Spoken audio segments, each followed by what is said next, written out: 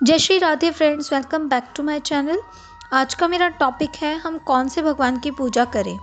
पर उससे पहले अगर आपने मेरा चैनल अभी तक सब्सक्राइब नहीं किया है तो प्लीज़ मेरा चैनल सब्सक्राइब कर लीजिए, बेल आइकन प्रेस कर दीजिए, जिससे मेरी आगे आने वाली वीडियोस की नोटिफिकेशन आपको मिलती रहेगी। फ्रेंड्स, एक्चुअली हमारे सनातन धर्म में विभिन्न देवी देवताओं की पूजा का अपना अलग अलग महत्व है और हम अपनी भिन्न भिन्न कामनाओं की पूर्ति के लिए अलग अलग देवी देवताओं की पूजा करते हैं और हम कंफ्यूज्ड हो जाते हैं कि इतने सारे देवी देवता हैं, हम किन की पूजा करें, हम किन का नाम जप करें। किंतु यदि हम श्रीमद् भागवत के प्रथम अध्याय के प्रथम श्लोक का अध्ययन करें तो उससे हम समझ सकते हैं, ये स्पष्ट हो जाता है कि भगवान कौन है। सच्चिदानंद रूपाय विश्वोत्पत्त्यादि हेतवे तापत्रय विनाशाय श्री कृष्णाय वयम नुमः। इस श्लोक के माध्यम से भागवत हमें सिखा रही है, हमें बता रही है भगवान कौन है। भगवान सच्चित आनंद स्वरूप है, अर्थात भगवान सत्य स्वरूप है, भगवान चित स्वरूप है, भगवान हम सब में चेतना रूप में स्थित है। तीसरा है आनंद, भगवान आनंद स्वरूप है, जिनकी प्राप्ति से हमें आनंद की प्राप्ति होती है। इसलिए हम कहते हैं नंद के आनंद भयो जय कन्हैया लाल की, अर्थात नंद के घर आनंद आए हैं। जो आनंद हमें भगवान की प्राप्ति से मिलता है वह आनंद हमें संसार की किसी भौतिक वस्तु से प्राप्त नहीं हो सकता।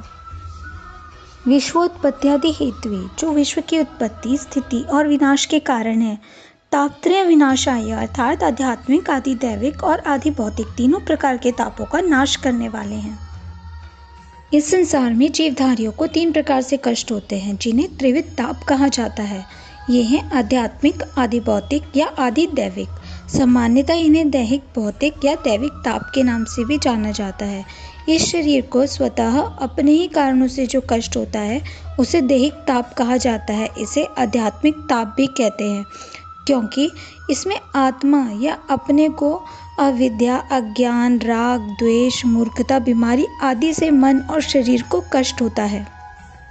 जो कष्ट भौतिक जगत के बाह्य कारणों से होता है उसे आदि भौतिक या भौतिक ताप कहा जाता है। शत्रु आदि से या किसी वस्तु को प्राप्त करने की कामना या जीवों के कारण ऐसा कष्ट उपस्थित होता है।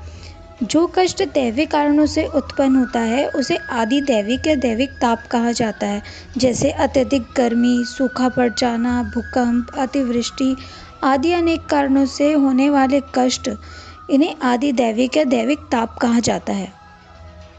तुलसीदास जी श्री रामचरितमानस में लिखते हैं, दैहिक दैविक भौतिक तापा राम राज्य काहू नहीं व्यापा। कहा जाता है कि राम राज्य में किसी को भी तीनों प्रकार के कष्ट नहीं थे। तो इस श्लोक का अर्थ हुआ, सच्चिदानंद स्वरूप भगवान श्री कृष्ण को हम नमस्कार करते हैं जो जगत की उत्पत्ति, स्थिति और विनाश के हेतु तथा आध्यात्मिक, आदि दैविक और आदि भौतिक तीनों प्रकार के तापों का नाश करने वाले हैं। ब्रह्म संहिता में भी ब्रह्मा जी कहते हैं, ईश्वर परम कृष्ण सच्चिदानंद विग्रह अनादिरादिर गोविंद सर्व कारण कारणम। जो ईश्वरों के भी परम ईश्वर हैं वह कृष्ण हैं। सच्चिदानंद विग्रह अर्थात जो शाश्वत हैं, ज्ञान तथा आनंद के स्वरूप हैं। अनादिरादिर गोविंद, उनका कोई आदि नहीं है क्योंकि वे प्रत्येक वस्तु के आदि हैं। सर्व कारण कारणम, अर्थात वे समस्त कारणों के कारण हैं। श्री कृष्ण सर्वशक्तिशाली हैं, सर्वज्ञ हैं, सब कुछ जानने वाले हैं, वह सब जगह उपस्थित हैं। यह भगवान कृष्ण ही जब उनको सृष्टि की रचना करनी हुई तब वह कृष्ण ही ब्रह्मा विष्णु महेश के रूप में प्रकट हो गए। वह एक ही इस सृष्टि को चलाने के लिए तीन रूपों में प्रकट होकर अनेक लीलाएं कर रहे हैं।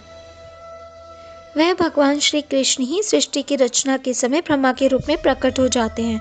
वह भगवान ही विष्णु के रूप में इस सृष्टि का पालन भी करते हैं और वह भगवान ही शिव रूप में प्रकट होकर इस सृष्टि का संहार भी करते हैं। जब हम किसी वृक्ष को जल देते हैं तो वृक्ष की जड़ में देते हैं, उसके पत्तों को, डालियों को अलग से जल नहीं देते। वृक्ष की जड़ में जल देने से स्वतः ही वृक्ष हरा भरा हो जाता है। इसी प्रकार भगवान श्री कृष्ण की पूजा करने से सभी देवी देवता स्वतः ही प्रसन्न हो जाते हैं। भगवान श्री कृष्ण हम सबके हृदय में हैं, भगवान हमसे दूर नहीं हैं। भगवान हमारे साथ हमारे जन्म जन्मांतरों से हैं और वो वेट कर रहे हैं हम कब उनके पास वापस लौट कर आएंगे। भगवान बहुत ही दयालु हैं। हम उनको भूल सकते हैं लेकिन भगवान हमें कभी नहीं भूलते। जैसे एक पुत्र अपने पिता को भूल सकता है लेकिन एक पिता अपने पुत्र को कभी नहीं भूल सकता। हमें अलग अलग जन्म प्राप्त हो सकते हैं लेकिन वह केवल एक वस्त्र बदलने के समान है, जो हमारी रियल आइडेंटिटी नहीं है, हमारी असली पहचान नहीं है। हमारी असली पहचान है, हम एक प्योर सोल है, एक आत्मा है जो भगवान का एक अंश है। और हमें इस जन्म मृत्यु के बंधन से निकलने का प्रयत्न अवश्य ही करना चाहिए। और उसका सबसे सरल तरीका है भगवान के नामों का जप। हरे कृष्ण कृष्ण कृष्ण हरे हरे, हरे राम राम राम हरे हरे। श्री कृष्ण और श्री कृष्ण के नामों में कोई अंतर नहीं है। फॉर एग्जाम्पल, हमें पानी की प्यास लगी है और हम पानी पानी बोले तो हमारी प्यास नहीं बुझेगी, क्योंकि पानी और उसके नाम में अंतर है। परंतु श्री कृष्ण और श्री कृष्ण के नाम में कोई अंतर नहीं है। भगवान के नाम में इतनी ही शक्ति है जितना स्वयं श्री कृष्ण में है। देखिए, जब हम ऑफिस जाते हैं तो हम ऑफिस के अकॉर्डिंग ड्रेसअप होते हैं, मार्केट जाते हैं तो मार्केट के अकॉर्डिंग ड्रेसअप होते हैं, पार्टी जाते हैं तो पार्टी के अकॉर्डिंग ड्रेसअप होते हैं, और जब घर पे रहते हैं तो घर के अकॉर्डिंग ड्रेसअप होते हैं। इसका अर्थ यह नहीं हो जाता कि हम बदल जाते हैं। इसी प्रकार भगवान ने भी इस सृष्टि को चलाने के लिए अपनी शक्ति से अलग अलग रूप धारण किए। इसका अर्थ यह नहीं है कि भगवान अलग अलग हैं, भगवान एक ही हैं। भगवान श्री कृष्ण ही शिव हैं और भगवान शिव ही श्री कृष्ण हैं।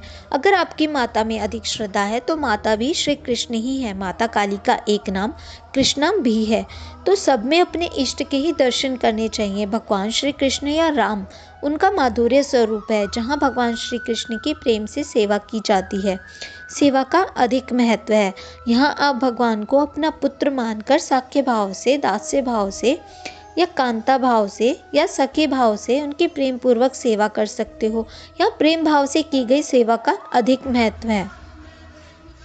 तुलसीदास जी रामचरितमानस में लिखते हैं, राम नाम का महामंत्र जिसे महेश्वर शिव जी भी जपते हैं और उनके द्वारा राम नाम का उपदेश काशी में मुक्ति का कारण है।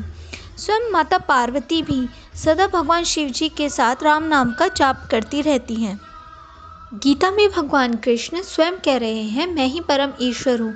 और अर्जुन को अपने विराट रूप का दर्शन कराते समय भगवान ने अपने सभी स्वरूपों के दर्शन कराए, जैसे भगवान शिव जी, माता दुर्गा, ब्रह्मा जी, गणेश जी, हनुमान जी, सभी के दर्शन करवाए।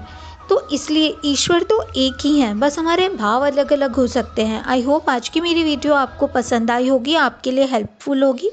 तो प्लीज़ मेरी वीडियो को लाइक करें, शेयर करें। Thank you for watching. जय श्री राधे, जय श्री कृष्ण।